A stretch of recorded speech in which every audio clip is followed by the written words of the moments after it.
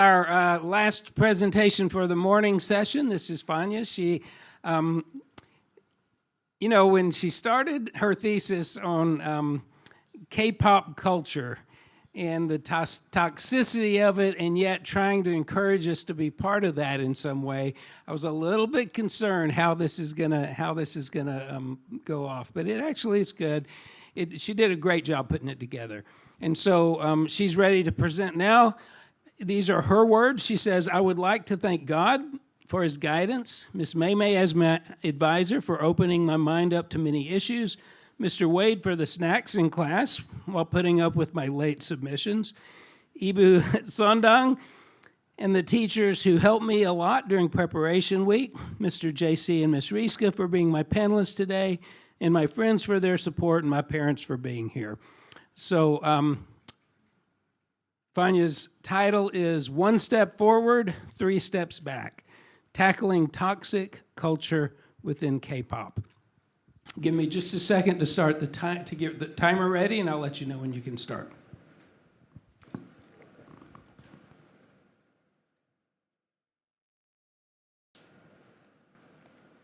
All right, you can start whenever you're ready. They kept filming. Half the people were on the ground, struggling to breathe. Stop, stop. But they continued to judge. 30 minutes of the same dance over and over, no water, no stopping, until their bodies give out. "Didn't you come to Kana Idol?" the judge protested. This is only the second episode of the survival show Starlight Boys. In the mission, all 68 trainees went up and repeatedly danced until their bodies give out. This isn't just one show. This is the reality within the K-pop industry. And it's time we stop turning a blind eye to it. So when will we start recognizing this toxic culture we have allowed to grow? After gaining independence in 1945, Korea's experience on colonization left a lasting impact. It pushed the nation to protect and preserve their cultural identity. In the years that followed, South Korea depended heavily on foreign aid, but then turned a turning point. They made a choice to grow, to develop, and to rise. Culture became a tool for economic power. And from that, the Korean wave was born. K-pop didn't just appear overnight. In 1992, So Taeji and Boys changed the game. Their impact opened pathways for SM, JYP, and YG Entertainment. Soon, Korean pop wasn't just a local culture. It went global. BTS, Blackpink, Stray Kids. These groups lead a billion-dollar industry. By 2023, K-pop was earning nearly $900 million worldwide. And it's still growing. But behind the glitz lies a darker truth. Beyond the passionate support are toxic behaviors, cancel culture, fan wars, stalking, and online harassment. It's time we stop ignoring it. We have to stop romanticizing K-pop and start recognizing its toxic side. Discrimination, cyberbullying, cancel culture are real problems. Behind the popularity are mistreated artists, exploitative contracts, and even the sexualization of minors. K-pop influences millions of teens, which makes these issues even more urgent. Some say it's harmless, but we can't fix what we refuse to face. With social media, audiences have power. But if used recklessly, that power can turn toxic. Which is why teenagers must engage critically, not blindly. Only then can we gain valuable insights and challenge its flaws. First of all, toxic culture in K-pop reflects bigger issues within society that we see in the real world. And that gives teenagers a chance to understand and think critically about what's happening in society today. Take cancel culture. Idols can be completely boycotted for saying or doing something seen as unacceptable. Even small mistakes can cost them their career. It's not just individuals. Brands and companies can be canceled too. And a lot of that is driven by the media and the voices of fans online. All of this shows how much power public opinion has and how quickly things can change. Kim Garam's removal from Le Seraphim just shows how ruthless cancel culture can be. She was just 16, accused, not proven guilty of school bullying. But within months, the internet had already decided her fate. Rumors spread fast. Hype tried to protect her, pause her activities, and denied the claims. But that didn't matter. By July, she was out. Her contract was terminated, career gone. This is the power of cancel culture, where judgment moves faster than facts and public opinion drives to consequences. Teenagers are watching this happen. What message does that send? She's not the only one. Another recent controversy involved former Rise member Sung Han. All it took were a few old photos, one with a girlfriend and one where he was allegedly smoking. SM Entertainment stood by him at first, but then came the backlash. Over 1,000 funeral flowers lined up for him outside the company building, sent by furious fans. Imagine that, a teenager walking past his death wreaths, mourning his career while he's still alive. 2 days later, he was out, kicked out from the group. That kind of pressure is not normal. It's not healthy. Teenagers need to see it for what it is: cruel, excessive, and desperately in need of change. Second, issues of social and racial awareness are tied to K-pop's toxic culture. Recently, the group Kids of Life was criticized during a live stream for wearing outfits and hairstyles linked to Black culture. Viewers called out their dancing and rap as offensive and stereotypical, accusing them of mocking rather than appreciating the Black culture. It's a reminder that cultural sensitivity matters, especially within global attention. And let's consider a recent example involving Starbucks. During a time of heightened global tension, everyday choices, like drinking a cup of coffee, became unexpectedly political. K-pop idols who are trained to avoid politics at all costs were inspired. And Hypen's Jake got dragged into controversy just for drinking Starbucks on a live stream. The backlash from international fans were immediate and intense. He apologized almost instantly. But think about that. One wrong cup of coffee and the world comes down on you. That's how fast cancel culture works. And if teenagers don't pay attention to moments like this, they miss the chance to question why things are this way and what needs to change. Third, sasaeng and parasocial relationships are another toxic culture of K-pop. Sasaengs don't just follow idols. They stalk them and violate their basic right to privacy. In November 2024, Sunwoo from The Boys was attacked by a sasaeng hiding in the stairwell of his building. He and a staff member were assaulted trying to stop her. The fan was arrested, but the damage was already done. And it doesn't stop there. Just this March, Hypen's agency revealed the full extent of this madness. Obsessive fans had hired drivers to break into the members' dorms, taken secret photos, and even bought flight details just to follow them around. These actions aren't just toxic, they're illegal and disturbing. This kind of behavior shows how far fan culture can go, and it's a reminder for teenagers to reflect on the importance of respecting boundaries and treating idols as real people. Another reason teenagers should engage with toxic K-pop culture is to understand modern industry practices. First, examining toxic K-pop culture bridges the gap between theoretical education and real-world practices. K-pop has already shaped how certain people talk, dress, and even think, especially in Asia.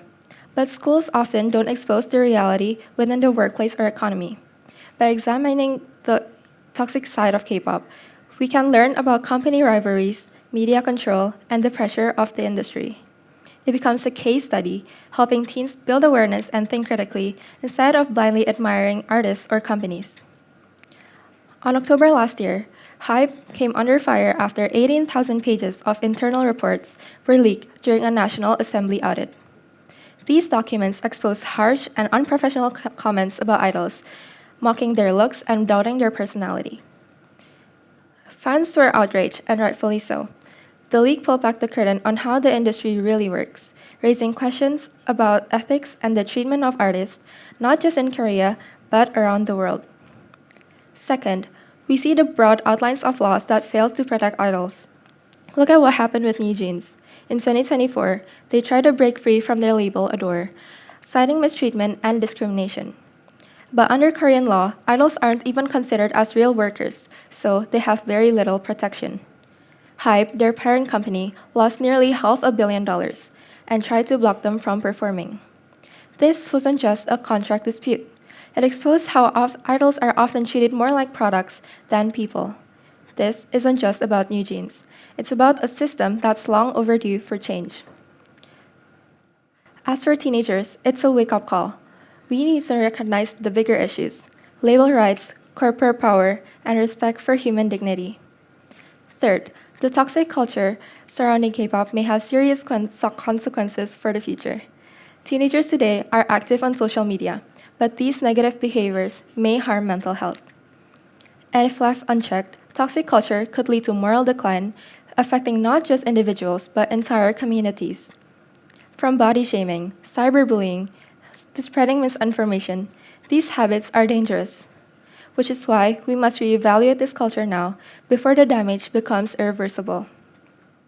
The last reason is that toxic culture can let teenagers reevaluate certain standards portrayed in K-pop. First, toxic practices bring public conversation, allowing us to reevaluate them. In Korea's conservative society, idols are held to extreme expectations. Everything is judged from the body type to how they even speak or eat. Just look at Wonyoung from IVE. She faced massive hate simply from the way she ate a strawberry. That's how toxic the pressure to appear perfect has become. And it doesn't stop with idols. These same standards affect fans, especially young girls who look up to Wonyoung. Her slim figure and tall height sparked the trend Wonyoungism, but some fans took it too far, romanticizing underweight bodies, extreme diets, and harsh routines. That's how toxic Wonyoungism was born. This is where teenagers need to step up. We can't let unrealistic standards define us. By recognizing the harm and choosing healthier ideals, we can push back society's harmful influences and set a balanced standard. Second, toxic culture can actually teach teenagers about the boundaries in society. Think about it.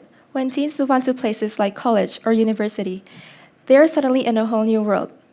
Their old community is gone, and they're faced with unfamiliar ideas: woke culture, cancel culture, and global opinions. It's overwhelming, and on the internet, it's easy to forget where the line is. But here's a reminder: your actions still matter. Take Park Jua, the woman behind this YouTube channel, Sojang. She spread false rumors about idols like Jang Won-young, Kang Daniel, and BTS, making 250 million won off of it. But by 2024, she faced the consequences: 2 years in prison, 3 years of probation. You don't need to hit rock bottom to learn that. Teenagers today have the power to use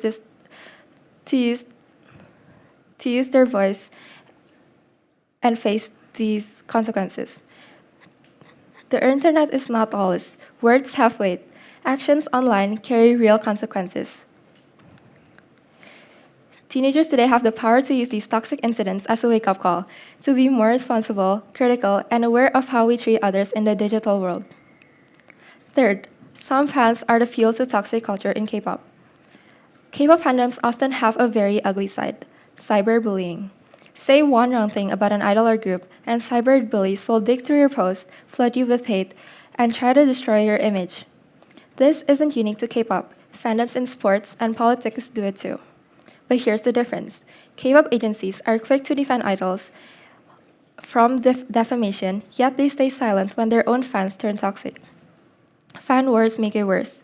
Instead of celebrating the music, people obsess over rivalries, turning K-pop into a battleground. And that's not just immature, that's damaging. But here's the lesson: toxic fandom culture reflects real-world cruelty, but it also pushes us to grow. When teens face criticism, they learn to navigate differing opinions, and they develop empathy and better judgment. That's something worth holding on to. Some people argue that following K-pop culture can normalize harmful behaviors. While K-pop often promotes positivity, parts of it can encourage harmful behaviors. The idol lifestyle that fans admire often pushes unrealistic beauty standards. Dieting, extreme routines, and the pressure to look perfect has become trends that they feel they have to follow. But this is exactly why criticism matters. Not everyone must agree with this mass mentality, and that's important. Toxic culture exists partly because people call it out. Without criticism, who would challenge what's wrong? We must recognize it to develop a stronger sense of right and wrong. Take Momo from Twice.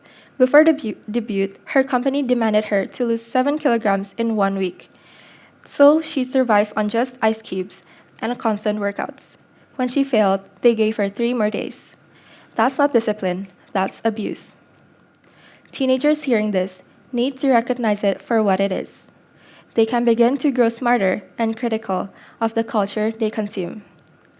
Some might even say, not all teenagers follow toxic culture in K-pop.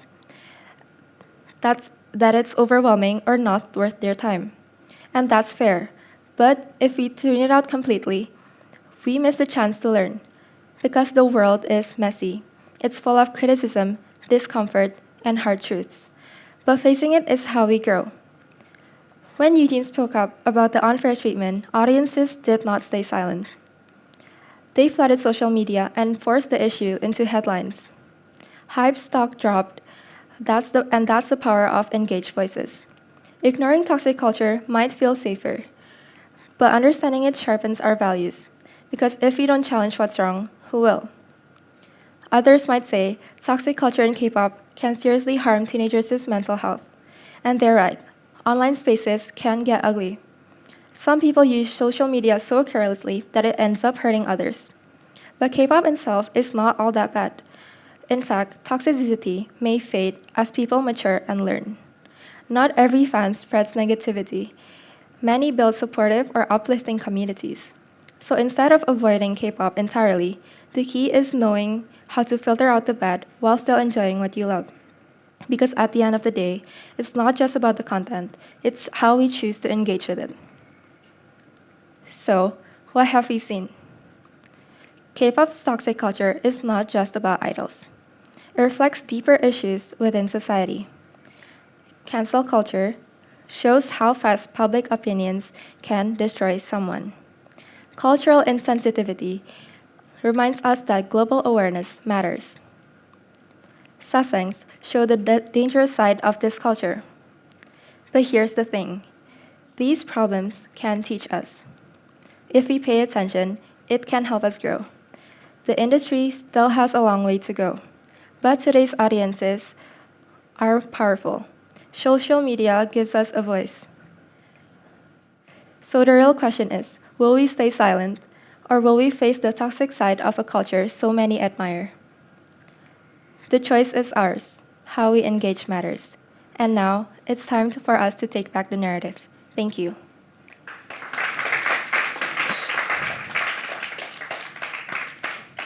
All right, thank you, Vanya. Good job. We're going to look at our panelists now. We've got Riska and JC are our panelists today. Let me go with Riska first. You have about 8 minutes of questions or so you can ask. Thank you. Hi, Vanya. Hi, Miss. Hi, for your information, I'm a K-pop fan, everyone. So it's interesting. This topic was very interesting for me. And while I'm reading your research paper, I also have some questions in my mind. And after you're presenting your research, I have a couple of questions. So the first one is you cited multiple live cases like such as Kim Garam and also Seunghan, which I ever read the news before on the internet. So how did you verify the accuracy of the information that you use for online or media sources? So, thank you for the question. Regarding issues such as the recent controversies, these claims come from the companies itself or the agencies, and they claim it to be true. But in reality, we never know if it's like fully what happened or if it's 100% trustable. Because from the case of Kim Garam, right now people think that she's actually she's not a bully. However, I talked with my friend And she knows someone from the school that Kim Garam actually went to. And from her side, they actually said that it was true. So sometimes the media can twist the truth. Okay, thank you. The next one is you're also mentioning about cancel culture. Yeah. Do you think cancel culture is entirely negative? Because in comparison, in Indonesian culture, when sometimes we continue to support public figure that who may not be a good role models. So this we actually like sometimes still inviting them to so many programs in televisions and stuff. We kind of like support these people, but in Korea it's not like that. In South Korea, when a public figure with a significant influence makes a mistake, isn't it reasonable to stop supporting them? Like, how can we always support a bully, for example? What do you think?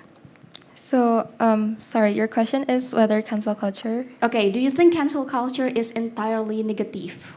Okay, so for that question, I believe cancel culture is not entirely negative because there can be like positive results and negative results from it. For example, cancel culture audiences cancel someone because they believe that that person is doing something wrong and unacceptable. For example, there's the recent issue where the ex-member Tail was kicked out of his group, but the reason was valid because he was accused of sexual assault. So I believe cancel culture is also important to balance this right and wrong. Okay, thank you for your answer. The next one is following the first questions before. How should we view this issue from a Christian perspective? Thank you for the question.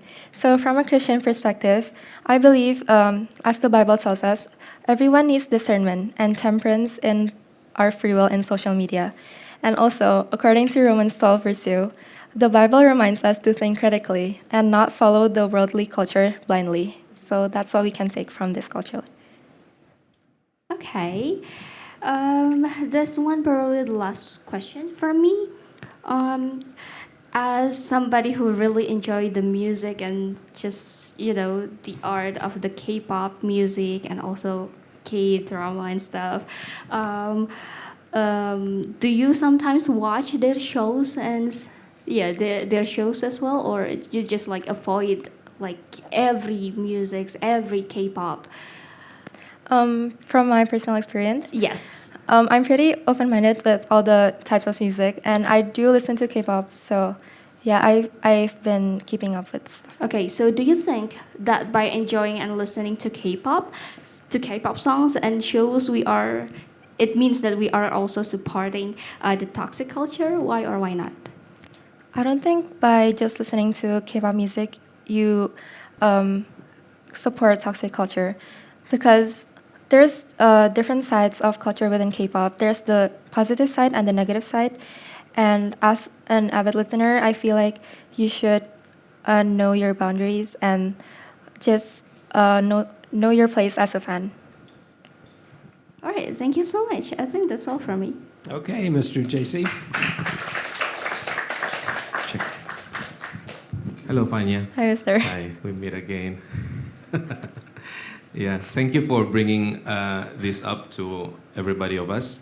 I don't know if this is the first time that somebody brought up, brings up the topic about K-pop. Yeah, I think, but at least I know that you love K-pop. Since maybe last year. And then you remember that we had this topic in the human geography in the second semester of last year. We talked about the difference between local culture and popular culture and the cultural landscapes. And one subtopic about it was about the Hallyu culture, or about the diffusion of the K-pop culture. Now, allow me to ask you just some basic questions first. The first one is, how do you define actually, well, you keep on use the term toxic culture, but how do you define toxic in this context? Can you be more firm about it? You could use synonym somehow. Okay, so thank you for the question. Toxic is, in this context, something harmful, malicious, or destructive, and it is used to describe behaviors or environments and relationships that are damaging, that have a damaging effect on individuals or group dynamics. Yeah, so it's poisonous and it's metaphorically brought into the culture also. Yeah, so it's undesirable and so forth. Yeah, and then so you think that when you attach it to the term culture, toxic culture, and I don't know, it seems to me. Allow me to read this from page 14. I think this is about refutation. You mentioned in one paragraph here, page 14, paragraph 3, if I'm not mistaken, yeah. While it is true that keeping up with toxic culture may lead to negative outcomes, you use the term keeping up with toxic culture may lead to negative outcomes. The bottom line is that by limiting their exposure and understanding of recent issues, they may remain in a personal bubble. And then next, avoiding toxic culture entirely makes teenagers lose their understanding of reality outside of their personal space. And then next, through toxic culture, teenagers develop skills for understanding social challenges which will benefit them later in life. Yeah, it seems to me, I don't know if this is just a matter of the word choice or things like that. It seems to me, I mean, at least almost sort of like the end of the paper. Correct me if I'm wrong. Perhaps in the beginning you would like to convince the audience to make sure that we need to engage. We need to know more about the toxic aspect of the K-pop culture or Hallyu culture for the sake of more benefits. But it seems that almost in the end of the paper, it seems that you just don't use engaging in or understanding the toxic elements of the K-pop culture. You keep on saying toxic culture itself. Like, how do you explain this? I mean, is it just mistakes in the word choice or what? So, from my thesis statement, I do not really focus on that teenagers need to follow this toxic culture because I'm afraid that if teenagers do, then they will turn toxic as well because of this mass mentality. So in my thesis, I highlight that we should engage critically, and that means like, for example, we see it in a bird's eye view and not like follow others people's perspective, and like we reevaluate that and balance it with what's right and what's wrong. Because you mentioned here keeping up with toxic culture. How do you explain that? Like, what do you mean by keeping up with toxic culture? So what I mean by keeping up with it is that we need to be aware of what's happening today and not just like, for example, you're not even interested in K-pop, but sometimes we have to understand that it's not just what you believe that what is true, because there are recent news or like recent problems that may also benefit us in knowing that.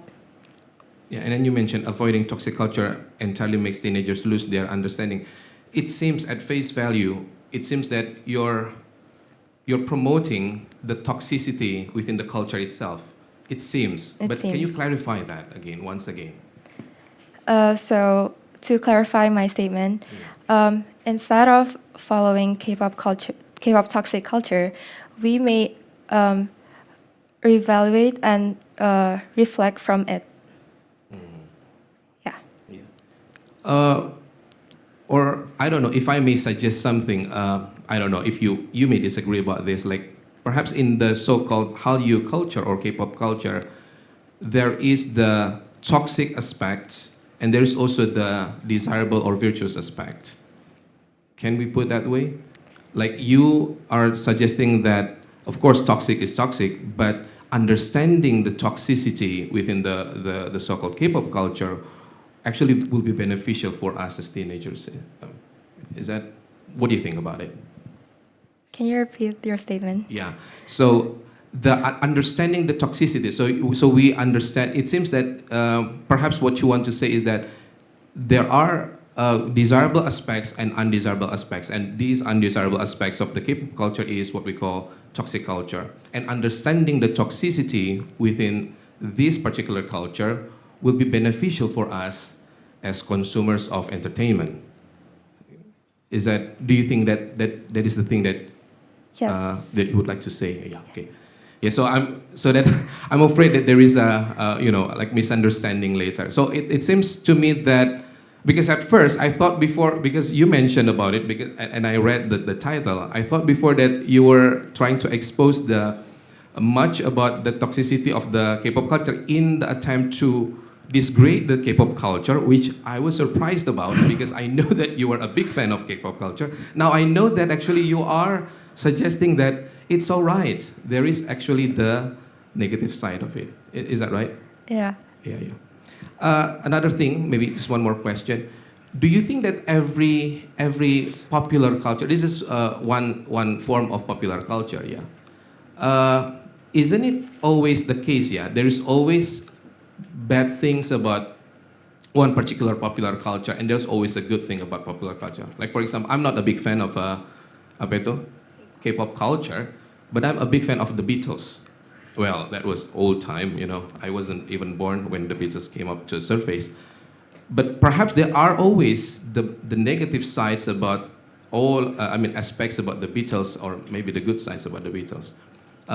What do you think about this? How do you think, do you think that the K-pop, like learning, embracing the K-pop culture can help only can help people to understand about a lot of concrete, harsh reality of life?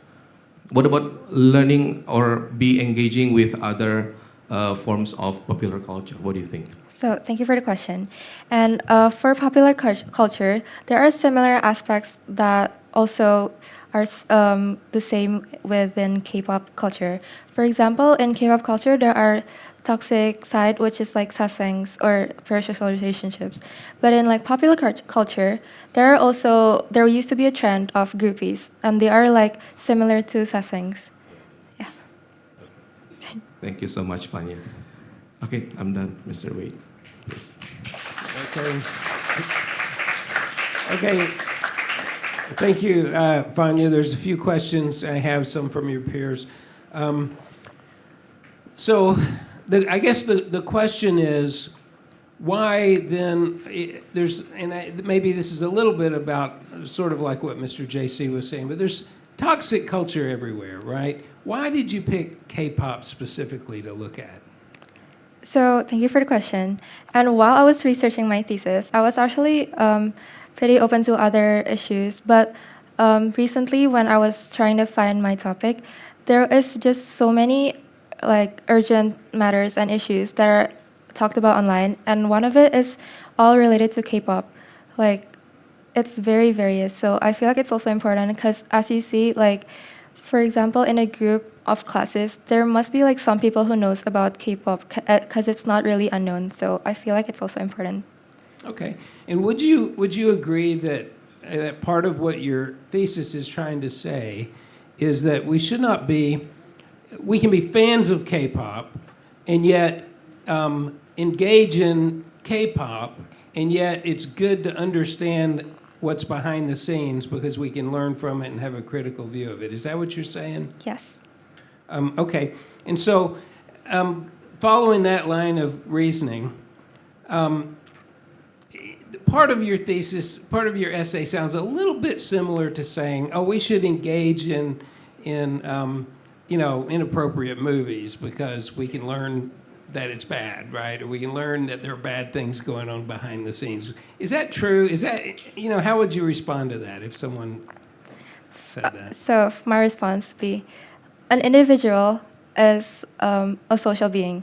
And with that, there are 4 agents of socialization. There is media, there is friends, family, and institutions like church or schools. And one of that, from media, there's also toxic culture within media, which is bad if we are engaging with it in a negative way. So it's important to know our moral value, and it's important to know what is right and what is wrong, so that we can guide ourselves and not get involved or fall into this toxicity. Okay, and so would you then suggest that we should engage in K-pop culture, but not fall into the trap of K-pop toxicity? Is that it? So, for clarity, I am supporting that people should understand and just have a clear understanding and know about the toxic practices so that we can promote a better quality of culture within K-pop. Okay, so how do teenagers do that? How do they understand it?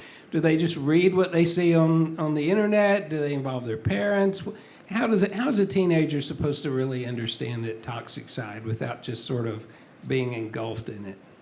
So this toxic side actually has real-life consequences. For example, someone who faces cancel culture can really affect their mindset, and as generations of like generasi strawberry, individuals like the Gen Z are very prone when they are hit with negative influences and such. It can really affect their mindset. So by understanding that the world is actually messy, we can build a stronger mindset, and like we already have a balanced view. Okay. And if we go back to your exordium, as you talked about the K-pop trainees who are falling on the floor or whatever, they're passing out, right? Some would say, well, they know that's part of it, right? They understand that that's the kind of thing that this is going to happen to them as they get into this thing. So, why would we feel bad about that if they know this is what they're getting involved in? Why should we feel bad about that? So maybe some people that wants to become, for example, these are the trainees, and they have a dream and to become this idol, but sometimes they do not really recognize how harsh and really bad it could be, because with this popular or like this culture of pop stars like that, in Korea it is different because it also reflects back on their history. From the Korean War, they try to grow their human resources, and so they focus on the culture, and thus the people in that culture, they are more hard on themselves. Thus, as an idol, you cannot make mistakes, and because of these like Confucian values in which like you have to respect your elders and such, it's very strict, and some people don't really recognize it as bad as it is, because there are these appeals in K-pop which people like it because they are attracted to it because they think it's something good, but actually there are also the bad sides behind it. Okay. And some of your peers are asking the question, well, if it's so bad, if there's so much toxicity, are there some sort of laws or regulations or things, not just, I mean, sure, we can just be aware of it, but is there something we can do legally, maybe in the legal system, that fixes some of this mess? So actually, there has been an example of this toxic culture in which